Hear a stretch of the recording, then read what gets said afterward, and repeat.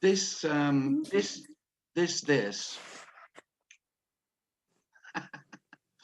that I'm forever gabbling on about.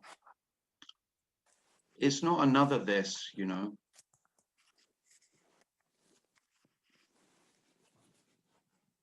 It's this, you know, not another one somewhere else.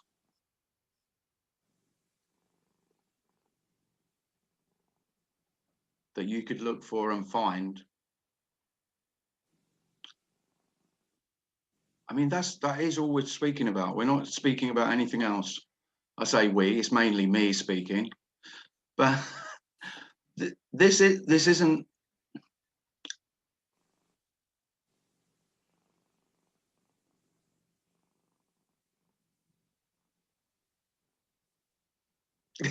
This isn't elsewhere.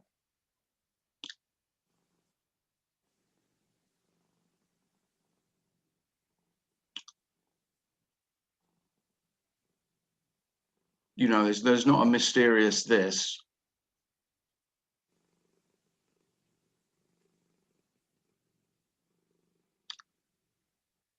You've heard this called a mystery often enough. If you've listened to non-duality, you've heard, well, it's a mystery. All that is pointing at the word mystery. There's nothing mysterious about this. In fact, you could say it's the end of mysterious. Because mysterious is, you know, fantasy. And this isn't fantasy. It kind of is as soon as you speak about it, but this isn't a fantasy. The mystery is you can't say what it is. That's the only reason that mystery seems a reasonable word. But there's nothing mysterious.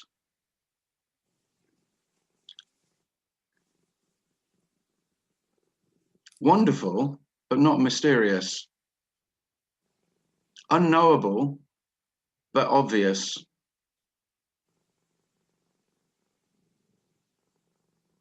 Unmissable, but ungettable, unholdable, unhavable. That's not a word.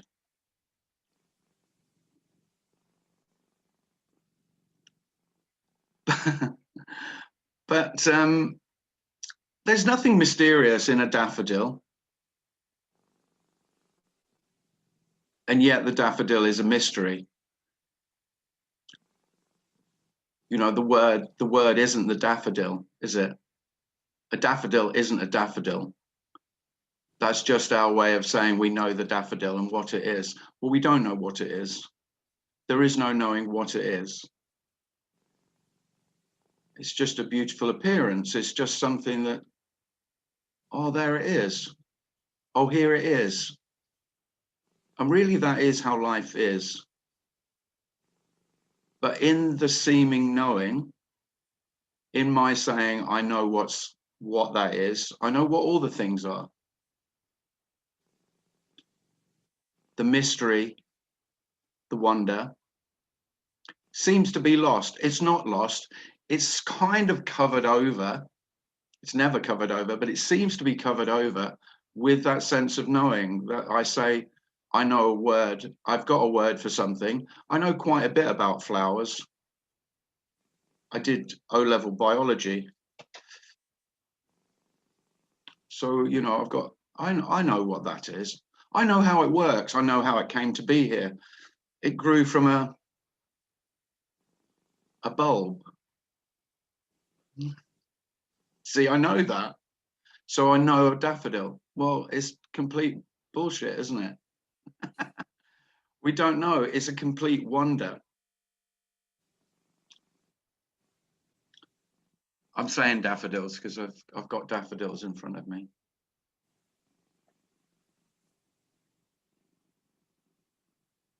And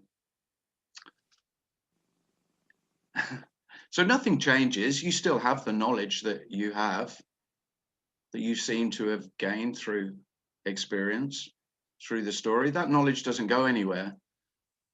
But there is a great difference between I really know and I think I know, or there is, if I think about it, then knowledge appears. That's very different from saying I really know. The truth is, you don't really know. And really, that's all we're speaking of. Life is simply as it is. That is completely known, but doesn't require any knowledge in order for as it is to be completely known. The knowledge is always secondary. The knowledge is after the fact, after the appearance. The knowledge comes after. There's a daffodil. And then I can, you know, wax lyrical about all my knowledge about what a daffodil is. So you've heard talk of not knowing or unknowing. That doesn't mean the loss of knowledge. Knowledge is just what it is, empty knowledge. Doesn't really mean anything. Just means I can show other human beings how clever I am. That's it. And from a very early age, that's what we tried to do, didn't we?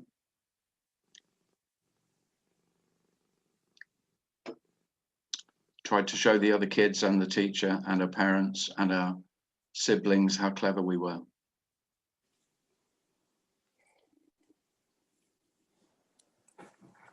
And of course, knowledge is relatively useful, but seemingly, just because, but the only real use it has is in impressing myself and the other selves with my knowledge.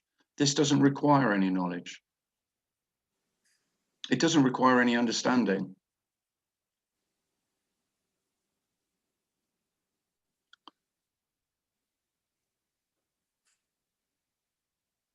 But I do.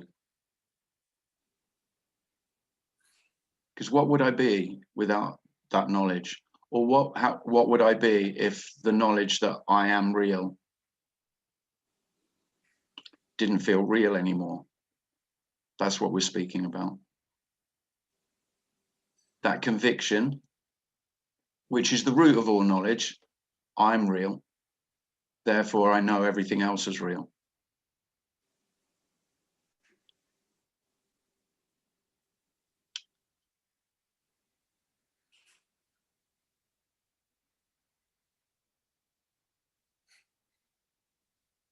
And that conviction, really all we're saying is that conviction can just disappear, melt away, disintegrate. There isn't a way that it disappears, because in the disappearance, it's very obvious that it never was. So it's the disappearance of something that never was. So in that, there's no losing. The disappearing can feel dreadful, because the very ground, the very reality that I stand upon, I am, and I know that I am. That's really what we're speaking about.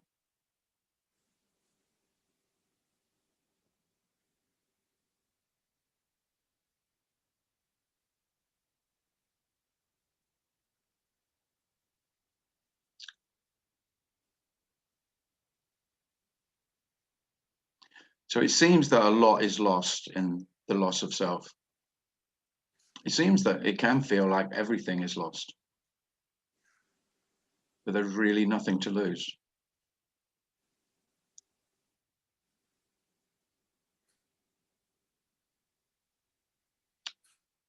But what you're left with is not what self was looking for.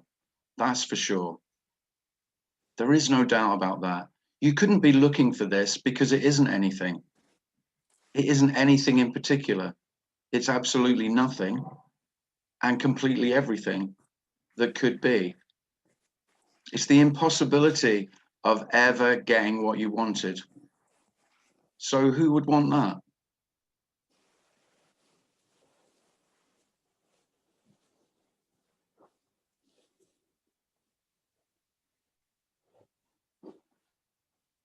Because I have heard quite a lot of speakers saying that, you know, this is what you've longed for. This loss of self is what you've longed for. It definitely isn't. Because what I longed for was to be there to enjoy the loss of myself. Of course, how else could I envisage the loss of myself than I would experience the loss of myself? That's the story that I was telling myself. That's the story that self can only tell, really, isn't it?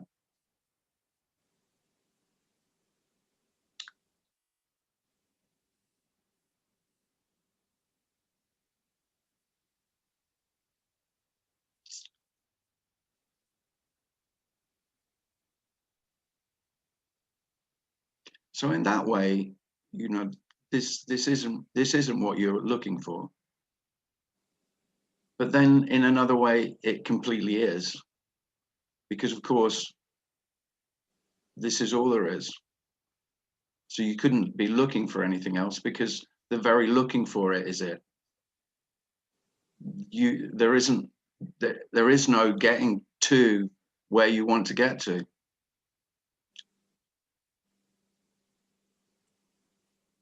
This is already this.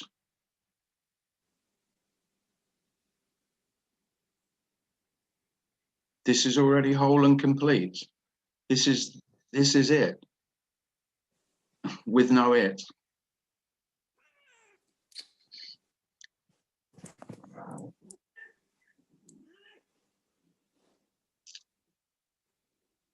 There's no this either.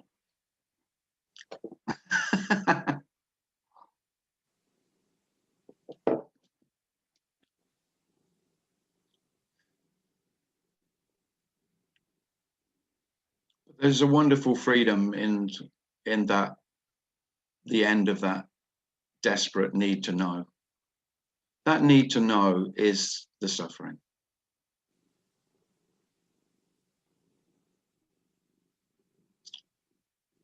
And the need to know comes from, I have no doubt about this at all, comes from that energy of incompletion, that sense of not good enough, that sense of there's something not right about me. And if I find this that I've heard speak of, whatever way you've heard speak of it, you know, there's a million ways you've heard this message. Then when I find that, then I will be complete. Well, you won't be complete. There will just be complete.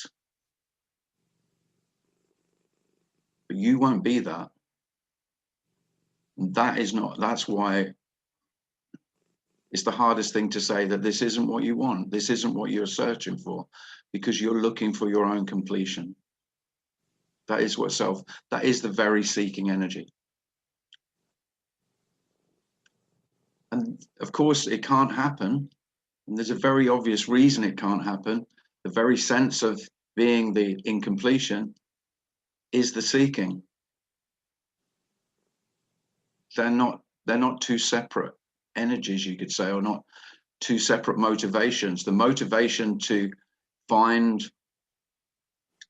peace, rest, you know, just give me some rest. That desperate longing that self has to rest from its endless yearning, to find itself. That's what self's trying to do. And of course, it's an impossibility. There isn't anything to find. I mean, that is the dreadful wonder of this message, that it isn't about finding.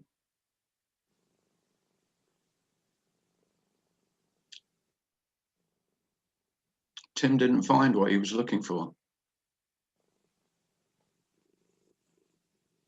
And wonder of wonders, that was the best news ever.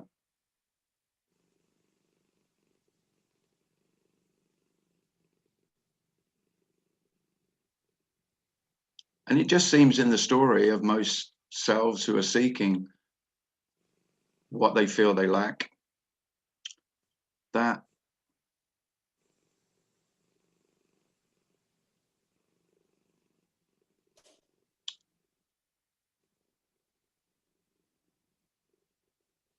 It can't be found. There is no one who could find it.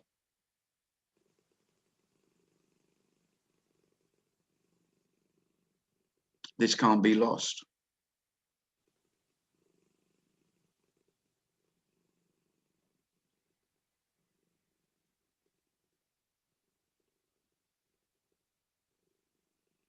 It can't be lost.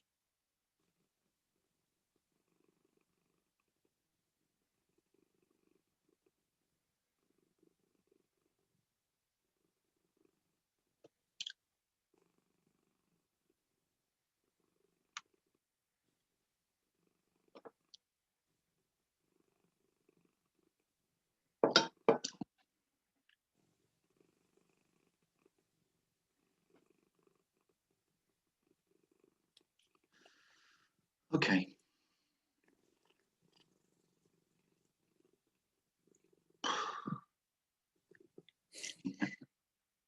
I don't know. I think Nina's cat. Hi, Jackie. I think Nina's cat has a question. Nina's cat, what do you want to say? That's right, scratch your ass.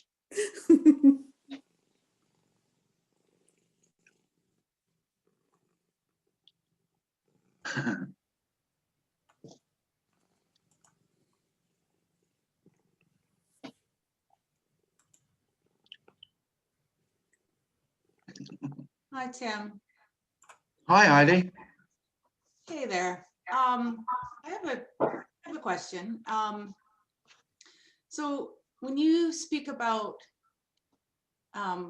Tim dying, that Tim died. Yeah.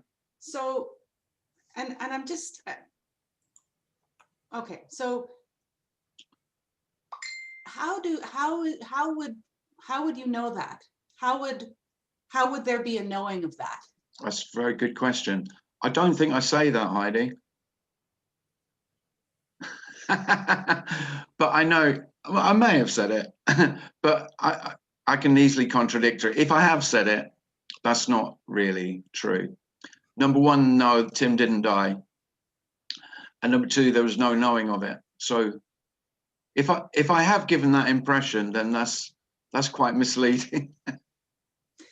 Well, then what is the point? And I'm not trying to be whatever tricky or anything like that, but it's genuinely then what would be the point of having talks and speaking about it? Now that is a good question, Heidi. Okay. I don't know.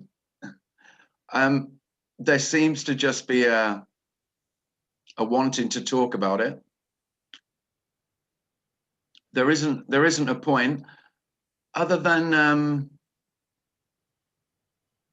I remember how painful it was. There's a really the memory of the suffering Tim went through in trying to find what he was looking for. That hasn't been forgotten at all. And it seems compassionate to speak about it. It might not sound compassionate, but it does feel that way. So if I was saying what's the motivation, then it's compassion. Well, it's definitely a high interest topic. We keep coming back. So Well, and I love talking about this. Is like, this is like the only thing I really enjoy talking about these days. So I get that. Yeah, and when you say what's the point, of course there is no more point to this than anything else, but everything is pointless. So there's massive freedom when it's seen that nothing has more point than others. That any action, any seeming doing, anything is no more or less pointless than anything else. And so then everything's absolutely free. So I'm not suggesting that this has more point than going for a walk or stroking the cat. There's definitely no more point in it. Everything is equally pointless. But then, of course, the word pointless is pointless then, if everything is equally pointless. Okay, yeah, thank you. I don't. That's not really. That sounds like a No, sounds like a cop-out answer, but that's how it is. So this doesn't feel more important than, I don't know, playing golf. I'm trying to think of other things I do. This isn't more significant with greater point.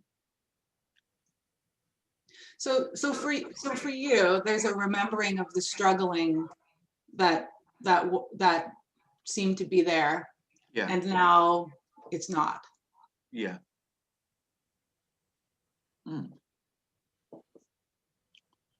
Yeah. Well, yeah, I mean, that is worth talking about, isn't it? Oh yeah. I mean, if we went round the table and we all said about non-duality, we could come up with loads of points if we wanted to. But they'd all, because it's very personal, the point of each individual human being would have a slightly different reason for being here, for listening to this, or for then speaking about it. But remember, everything just happens spontaneously. There is no knowing. I mean, even making meetings every Monday and Thursday, although that looks very planned, selves would say, well, that's all planned, but that just all happens by itself as well. Right. Yeah.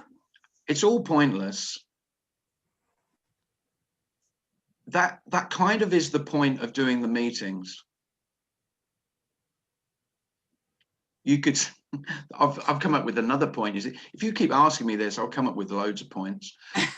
One of the other points of doing this is, of course, to emphasize that life is pointless and essentially empty, other than the meaning and point and purpose that you give it. So what Heidi does just happens naturally, but of course Heidi gives purpose and meaning to it. Yeah. And by the way, that can still, that doesn't go either. The ideas, the whole concepts of purpose and meaning, they remain, but again, they're seen for what they are, which is absolutely empty of purpose. Right. So the ideas of purpose and meaning are empty of purpose and meaning. Yeah. And it just goes all the way down. Yeah. And it goes, Yeah. it all goes to nothing. Yeah. And that's why we could speak about this as liberation. Cool. Rather than meaning and purpose being solid realities, which they are for self, generally. My beliefs, my core purpose, my core meaning of life, what life means to me, they're very solid realities. When in fact they're completely empty. Yeah, absolutely. Yeah, thanks, Tim. But don't say it to most selves, because they'll want to punch. No. They'll want to punch you in the face. Yeah. That's why this is such a blessing in a way, because it's good to be able to express those things without getting punched in the face. Yeah, that's true. Well, there you go. There you go. You've come up with another point for doing these meetings. Yeah, there you go. I reckon we could come up with a whole list if we want to. Yeah. We can't punch you through Zoom though, so. Sorry, Ed? We can't punch you through Zoom, so you just have to. No, that's why I feel safe. I'm thousands of miles away from most of you. Thanks, Heidi. I don't know what you thought of that. That was great. Thank you. I had something to. Go ahead. Well, hello, first of all, nice to meet you. Hi, nice to meet you. Yeah. Yeah, I found it a very touching meeting you had with this Nothing radio guy. When you were sharing quite intensely this few months of kind of despair and terror. Yeah.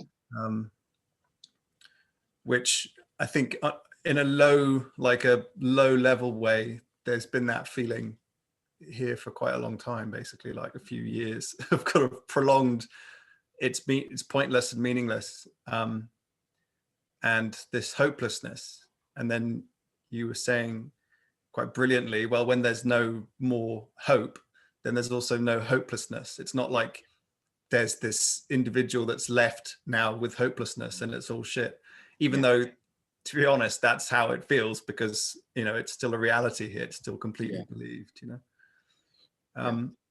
One thing I find quite tricky is with addiction.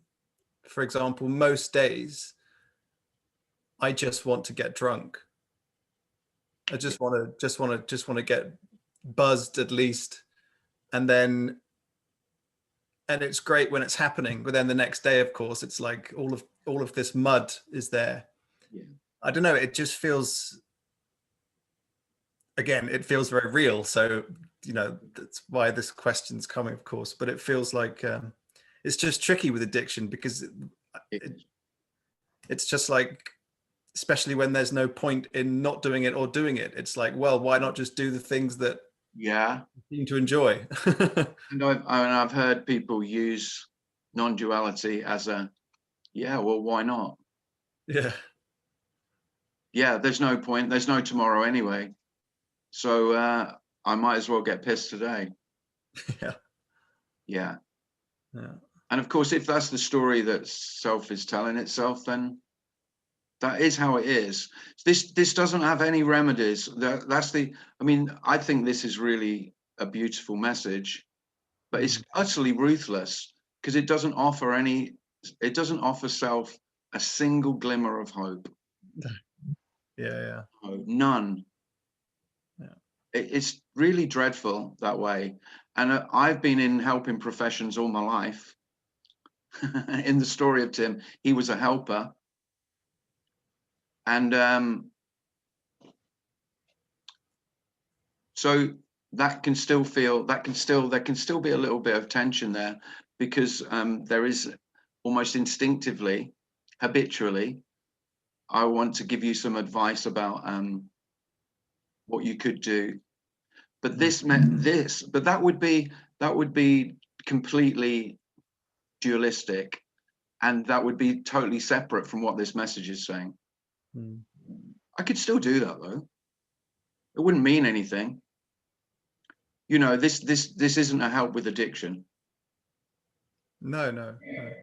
Like you said, it can exacerbate it, because it just gives self another outlet to for an excuse to why the hell not? Self-destruct. Why not? There is no self, so it doesn't matter, does it?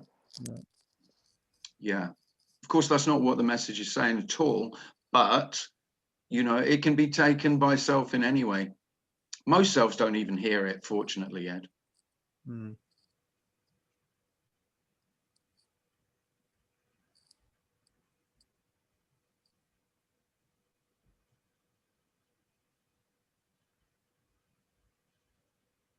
No, this isn't helpful to self wanting to self-improve in any way, you know, including addiction.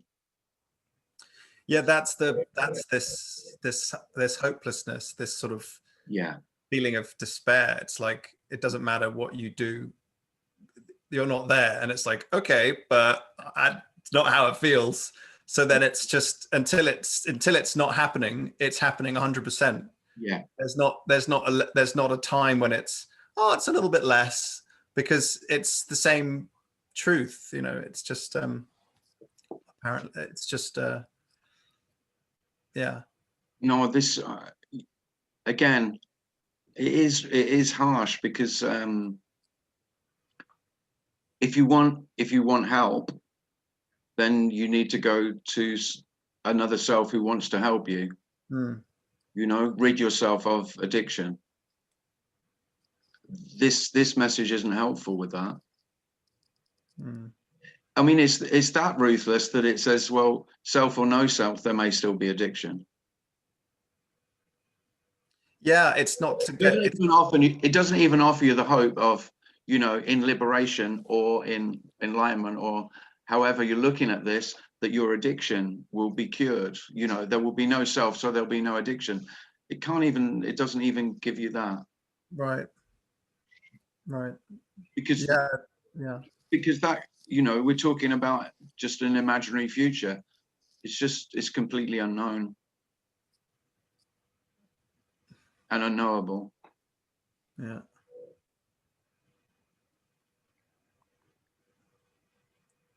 Yeah, it's really nuts sometimes when I go to meetings like this or watch or listen. There are often these feelings like, why am I listening? Because it's not what you want to hear, Ed. Like, but still, it's like there's something in it which is, and it is like a moth to a flame. Yeah. You can't resist it. I remember that. I mean, I said that for years and years, Ed. I don't know if that's any consolation, but it might be, because I spent years and years desperately wanting to give up the addiction I had, because that's what I called it, and I think it was an addiction to non-duality. It was like it bit me, and it felt like it was killing me, and I hated it a lot of the time, because it wasn't giving me any solace. It wasn't giving me what I wanted. It wasn't giving me comfort. Right. And really all self wanted was comfort. I mean, if ever there was something that drink gives you, it's comfort, you know? Yeah, it's least. It's short-lived, but, you know, for a while, I feel really comforted by the booze. Yeah.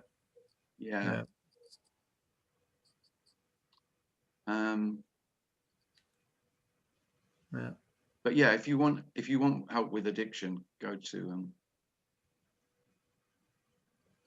wherever you're drawn to go to for help. Tim, maybe just jump in. I'm sure you've heard of Paul Hederman, Ed. Have you heard of Paul Hederman? Yeah. Have you watched Paul, Ed? A bit, yeah. Okay. Yeah.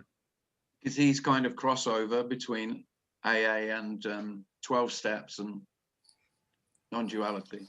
Right. Kind of. No, I'm not saying that would help either, but might be interesting. The trouble with this message, Ed, is that it's very clearly there is no escape. You know, Ed's not going to escape. That's the terrible news. But the good bit is there's no Ed to escape.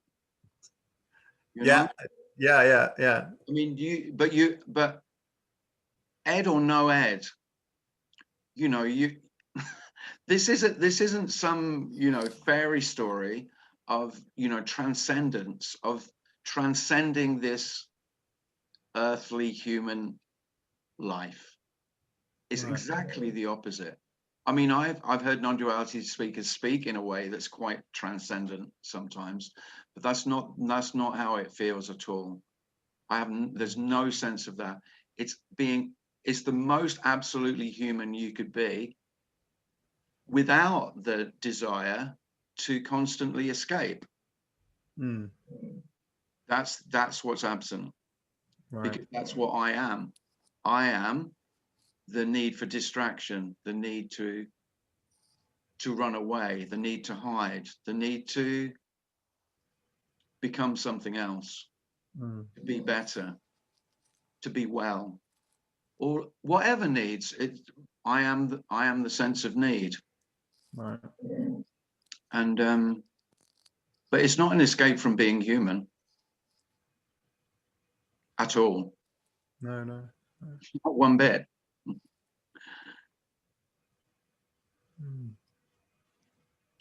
In a way, life is much more mundane, ordinary, more sensual. I could say more dirty. I want to say dirty, but then it sounds sexual, and I don't mean that, although I kind of do, because that's an aspect of it. I mean dirty as in the things that spirituality always wants to transcend. This is like a complete embrace of being human without anyone embracing it. There's no need for it to be embraced. This is always fully embraced. This is, you can't not be human. Being human is what you are. It's just not your humanity. There's no owner of the humanness. There's nobody doing human being. It's just being human.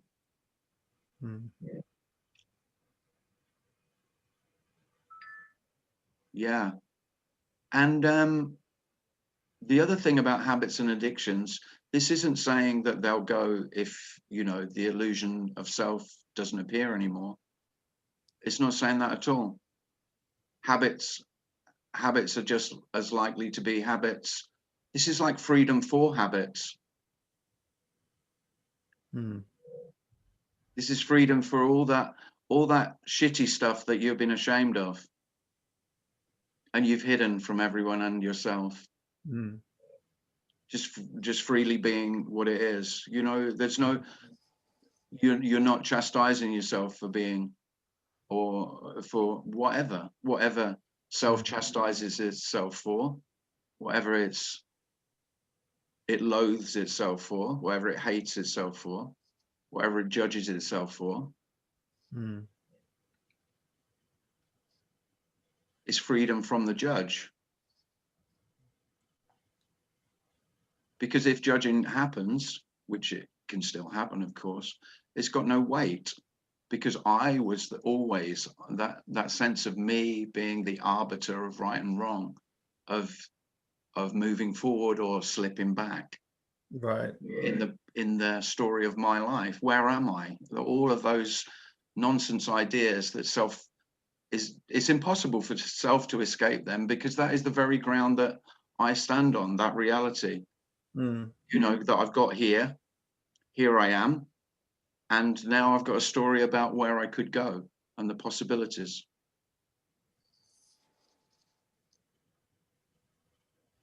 Well, there is no possibility. This is the only possibility. I mean, there's nowhere to go. You're already at the only place. There isn't anywhere to get to. Yeah.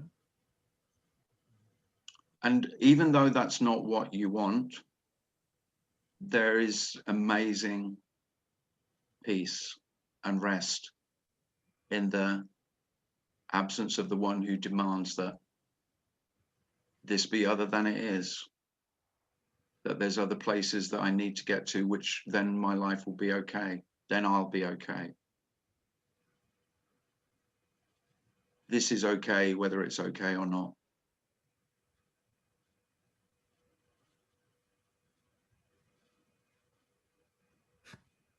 I'm sure none of that's helpful, Ed. Well, it's not. It's just as it, you know, it's just what's happening, right? Yeah, no, thank you anyway, of course. I mean, it's helpful just to talk about it and be with other people who yeah. No, I think it is. Well, this is maybe as good as it gets. Oh shit. How about that? I'll give Jack Nicholson a call. Tell him the good news. Yeah, tell Jack. Thanks, Ed. Scott. Thank you. Yeah, hey Tim. Hey everyone. Oh, I thought that was tremendously helpful. I think you touched on a lot of the, because I think we all can go into drinking at so many, you know, you can play the shame game. Sometimes for me, it's just like, God, I'm not going out. It's been a month or 2 months and I haven't seen anybody. And then I'll just invent a reason to go to the bar and then I'll have a great night. And then later I realized that that was kind of about loneliness. So it's almost like a useless protest against this kind of quieting of the mind where we don't have control. We're going to be lonely. We're not sure we're ready. There's a part of us that's the human part that's like, I don't trust you yet, and wants to just, kick up its heels. I mean, sometimes you just do it for the illusion of movement. Yeah. Because it feels like you have some control. Yeah. But it's not even that. It's just your body's useless.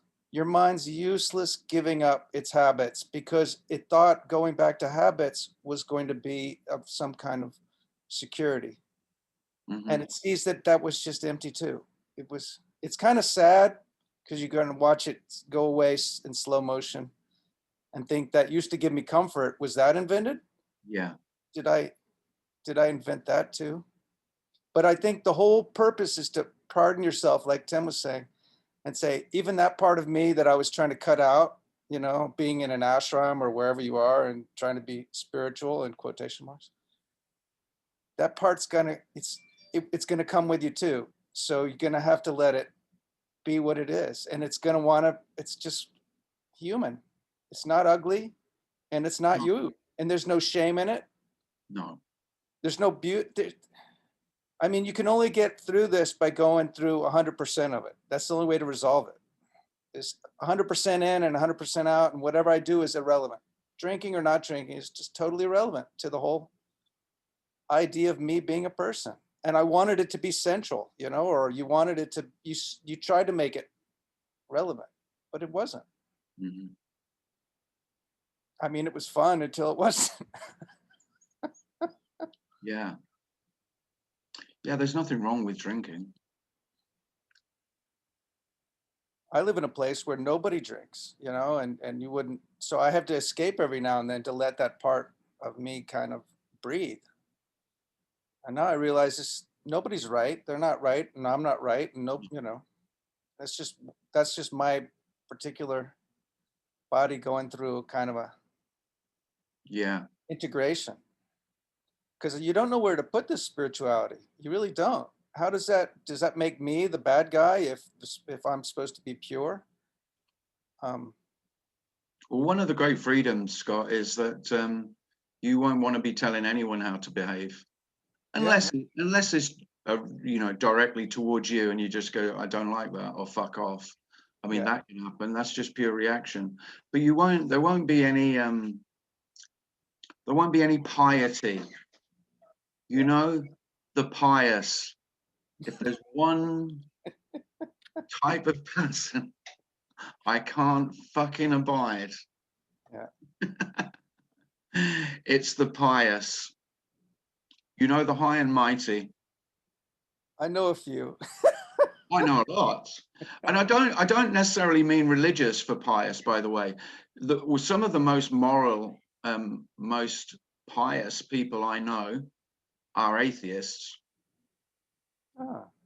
Oh yeah, you can be high and mighty on your moral high horse with no belief in any deity.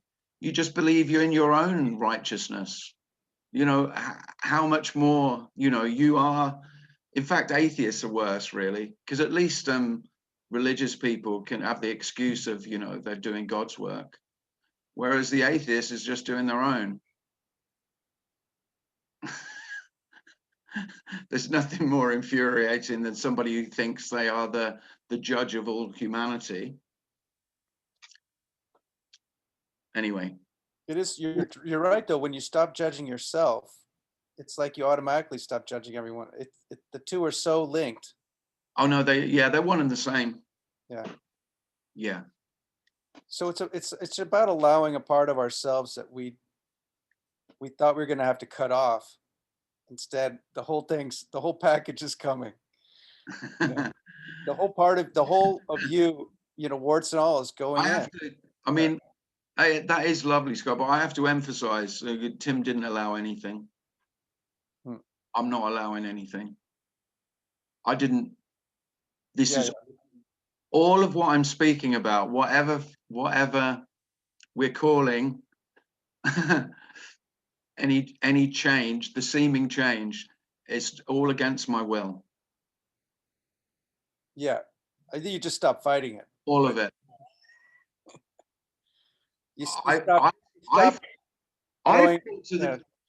Ballast. I fought to the bitter end. I fought tooth and nail. I fought with everything I got. Yeah. Well, the shame is a great thing, you know, to stay alive. the shame and the confusion and, you know, Yeah. everything, anything you could throw up in the air and, you know, cloud the air. And Yeah. Okay. Thanks, Scott. it just shows itself all to be kind of useless, all the protest, but it has to run out of steam by itself, I think. Yeah, it just So, runs out. yeah, You could say thanks. it just runs out of gas, yeah. Yeah. But again, all of that's just another story. None of that happened, really. I can tell stories. Trouble is, as soon as we're into storytelling, it all sounds like, oh, that's how it will be. That's how it should be. That's how it could be. Well, there is no could be, should be, would be. None of it. There is just is. That's the whole message. There isn't all of our stories. We're just telling a tale.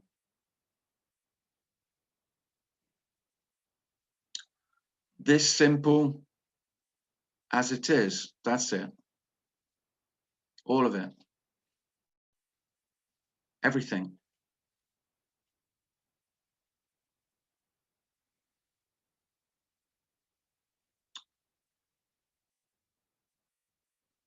Really, the piece is just the not trying to make it better. And the greatest piece of all is not trying to make me better.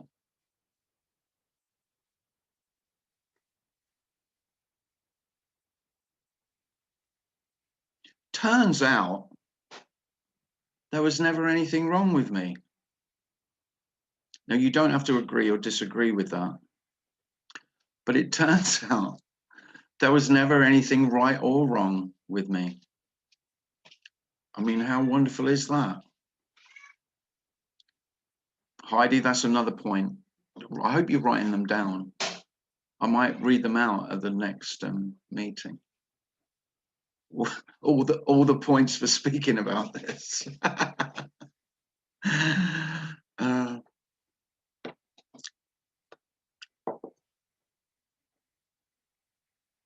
So has anyone else got a question?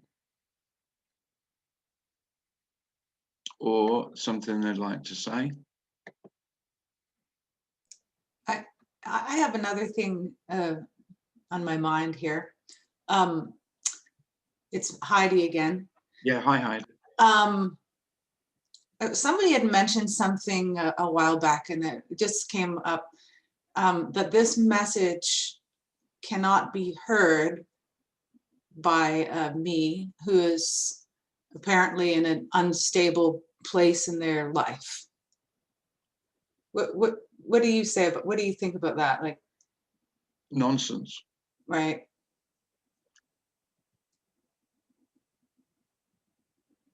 Yeah. Right. How many, Heidi, how many selves do you know who are at a stable place in their life? Right. Fucking Yeah, hell. what is that? Yeah, what the hell would that look like? Right. So Okay. if we're saying a prerequisite for hearing this is first you need to find stability in your life. Well, Yeah. I don't think I could disagree more, really. It's far, I mean, there are absolutely no rules, because this doesn't actually happen. So there's no rules about something that doesn't happen. But it's much more likely that the more unstable the self is, the more vulnerable it feels. Right. The more afraid it feels, the more likely this message is heard. So I could say that, but again, that's not true either. But it's much more likely, isn't it, Heidi? It just, if we're talking about this rationally, which of course is nonsense anyway, because it's not rational, but rationally, when do most seekers end up at non-duality? You know, they've been seeking years. When do they end up at non-duality? Usually after they've exhausted every other possible. When they're at their most desperate, they're most vulnerable, they're most exhausted, they're most disillusioned. You could say this is the refuge of the disillusioned self, to come to a non-duality meeting and go, oh, thank fuck, I've never been me. God, just hearing those words is just wonderful. I still feel like me, and it's still fucking dreadful. But at least that is some glimmer of relief that, oh, just to hear the words. True. Yeah. So the whole notion that you would have to work on yourself to become in a stable place. Yeah. This. Yeah.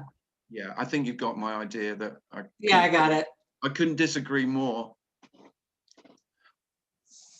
What a complete nonsense for non-duality that is, isn't it?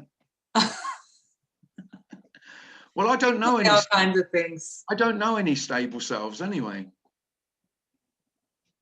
Yeah. What do they look like? Don't get me wrong, there's plenty who appear that way.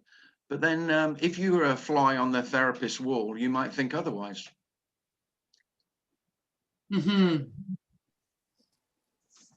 Or if you were a fly inside, you know, to their thoughts, if you were a fly to their thoughts, then you might think otherwise. There's a lot of cells putting on a damn good show, you know.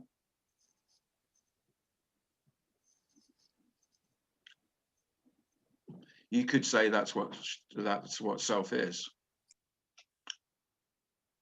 Self is the star of the show.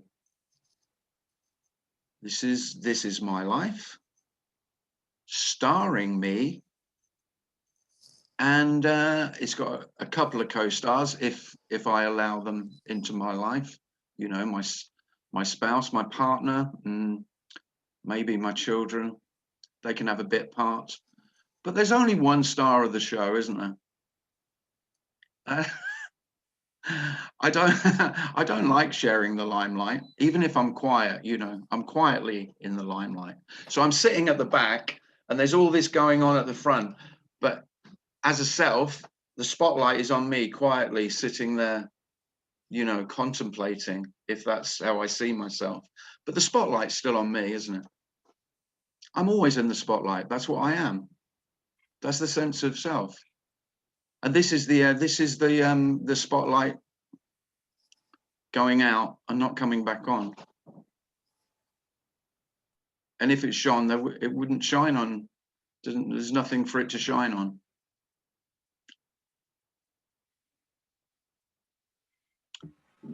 I think that's And it's the not absolute.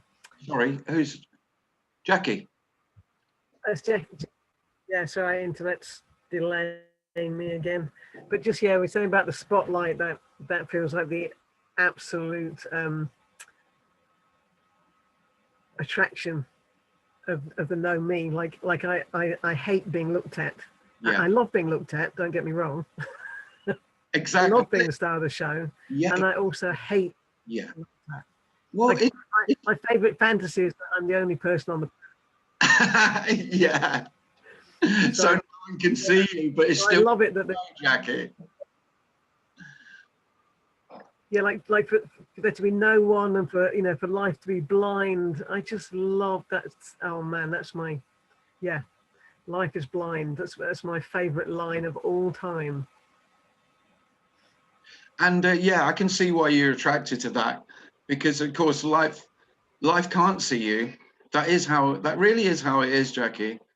You know, you're completely invisible. Life doesn't.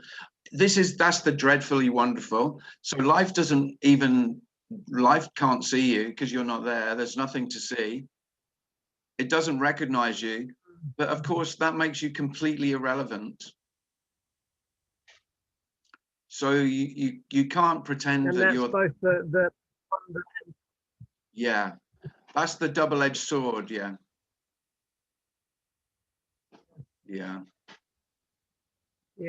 But it is great. do you know the phrase, the Buddhist phrase?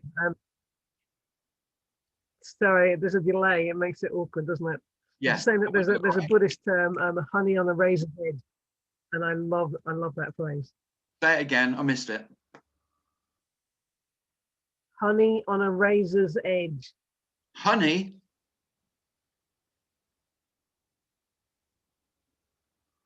On a razor's edge.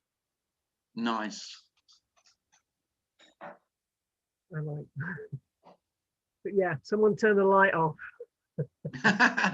And one of the most beautiful things of the spotlight being off, which we're saying the sense of self, the feeling of being inside, and everyone being able to see me, is the complete absence of self-consciousness, which I mean is a terrible curse. Yeah.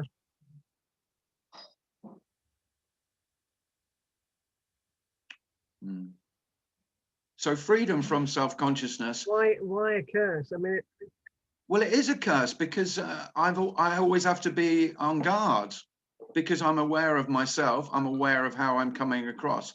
Self steps out of itself, sees itself in the spotlight, knows everyone, feels everyone's looking at me, can see me.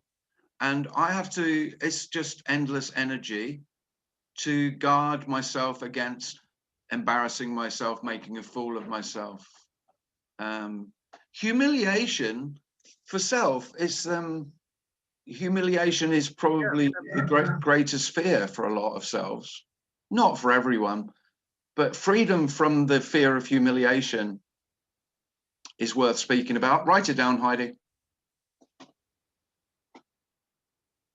Fucking hell, I've got a great long list today. Write it down. Make a list. I'm going to make a list. yeah, definitely. You know, when there's nothing in it for you, I'm going to make a shit long list of what's in it, not for you. Just for a laugh. Thanks, Jackie. Has anybody else got a question before we finish? Yeah, Tim, I just want to throw one quick thing in there because I'm sure what Heidi was talking about is kind of close to what Ed was talking about, which is a kind of shame at not having a steady job or a fixed income or something. That's an addiction too, I think, is that we think there's something wrong with me. I should be making more, you know, my friends are making more. Why can't I conform? And I read something really great this week. It said, those people aren't doing that for money. They're doing that because they're too afraid to let go of a system that just repeats itself every day and it gives them comfort. And I thought, oh my God, I never thought about it that way. You know, because for the self, work and being productive and making money is really important part of his identity. But when you pull out of that, you see, God, that was all a constructed fake security that I was believing in all this time. I really wanted it to be, I wanted to be safe, you know, and that was myself was telling me I could be safe. Well, that's the illusion of money. Money, the biggest illusion that money gives is the illusion of security. Of course, there is none. Yeah, and all the people I know who make money are just spending it all. So they're always worried about money, much more than I am. So it reveals itself right away to be a total illusion. I would like a new car, though. Yeah, me too. Really, it's on its last legs. But yeah, the sense of self is always afraid. It's for fear and self. This isn't about complete freedom from fear. There's natural fear. Fear of a snarling dog. Fear of, you know, I've not paid attention. I'm not looking what I'm doing. I've stepped out in front of a bus. Well, there'll be fear. Yeah. But the fear for me and my self-image, which really is the root of all suffering, really, is I need to protect my sense of self from attack. And that's constant. So we're talking about a fear that never is absent, whereas that natural fear is gone as quickly as it appeared, you know. So write it down, Heidi. That's another one for the list. so not freedom from fear, but you know, and it's not that there isn't anxiety occasionally here, but in comparison, wow, is it incomparable? It is incomparable. I mean, I lived in constant anxiety. And by the way, nobody would have called me someone who was anxious. It is just the nature of me. I'm always looking out for myself. That is anxiety. So anxiety, when it becomes intolerable, unbearable, and I can't function, then we call it anxiety. But anxiety is just the nature of self. That's it. Yeah. Yeah. I'm always afraid for myself. Always. It's almost like the idea of there being a safe place out in the world for you is going to screw you every minute of the day until you get rid of it. You know, that's the anxiety. Yeah. And the wonderful. So we're just giving up this project of, I need the proof of it to be safe. Well, it is the end of the project. Yeah. Yeah, it's the end of working on yourself. Yeah. How nice. It's the end of that little fable. Thanks. So that's why it feels so spacious. It feels so empty, because life was full of fear. It was full of work. It was full of necessity. It was full of responsibility. That's life for me, with occasional escapes into distraction. So I distracted myself. I went out with a few friends and we got absolutely pissed as farts. And in those few hours, there was liberation. And there's nothing wrong with that. But me as a bastard, and goes, what the fuck were you thinking that you could have time off from me? What on earth were you thinking? And comes back the next morning with a vengeance, with all the self-loathing and the self-hatred and the recriminations. When of course you did nothing wrong. You did something really dreadful, like enjoy yourself. How dare you? Who do you think you were, going out having a good time?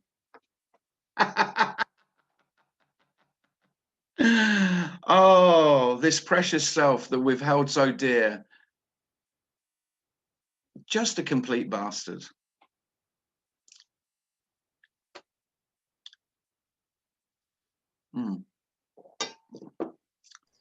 Okay, on the complete bastards, we'll call it an evening. Thanks very much for turning up on another day. Next week, Heidi's writing the list, so you got that to look forward to. And next week there'll be she's not. There'll be a meeting on Monday and Thursday as normal, and on Wednesday I've got episode 2 in the Tim Cliss show serial for Nothing FM, but it's in a totally new format, so they're not doing Zoom meetings anymore. So I need educating in that, and then I'll send you the invitation. Now I don't think it will require an invitation, because seeing what they're doing at the moment, it just goes straight to YouTube and it's live stream on YouTube. So there's no it's completely open. Seems very you know, I'm not afraid, but it seems quite open to abuse, I think. Seems that way anyway. But that's on Wednesday at 5 next week. I'm doing one tomorrow with Anne as well at 5 on Nothing. Oh, getting a plug in. You see, yeah, getting a plug what happens. You see now, got his own show. Can I put in a quick plug for something? Yeah, go for it. I just wondered, I'll be very, very brief, thanks.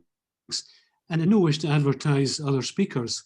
Oh, don't then. I found, well, no, I found very interesting. You may already know David, this. I've just had Darren plugging his show.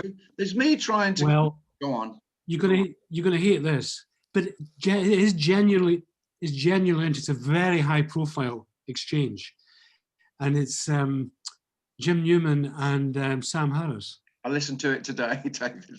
Yeah, I know. I found. I mean, I don't have time to talk about it. Yeah. Sorry. I thought it was really, really interesting for all kinds of reasons. I tell you what, listen to it if you're still looking for intellectual stimulation. Otherwise, don't. But what it is good is that what is good is very intellectual. And if you still, if that still floats your boat, then that's great. But what was good was how he really didn't get Jim, no matter how clear Jim was. Correct. That was really interesting because of course you can't get this. So he spent an hour and a half trying to get what Jim was actually saying. Well, missing the whole point is you can't get this. It was fascinating. And it was the fact that was amusing. Jim must have been biting his lip for an hour and a half, and eventually at the very end he said, look, we're talking about something completely different from each other. And he managed to last that an hour. Jim was really patient. I thought it was fascinating for all the wrong reasons, actually. Yeah. Anyway, I think there's a plug. I think it would have been a shorter interview if Sam had done it with me. I thought Jim. I was thinking all the way through how patient Jim was being, just saying it was really very. All right, David, I'll accept that is worth listening to. It is. I think it is. Anyway, thanks. You're welcome. I thought. By the way, don't plug another speaker, Joey. If anybody if anyone does want to listen to that, it's really hard to find. It's either on Sam's app, Waking Aaron, Up. it's enough already. Or you can go to Jim Newman's website. And Darren's show with the beautiful Anne tomorrow, 5 p.m. Nothing. Free biscuits. No biscuits. Yeah, Darren's part of a double act. Now, I don't want you reading anything into that. He said, planting the seed.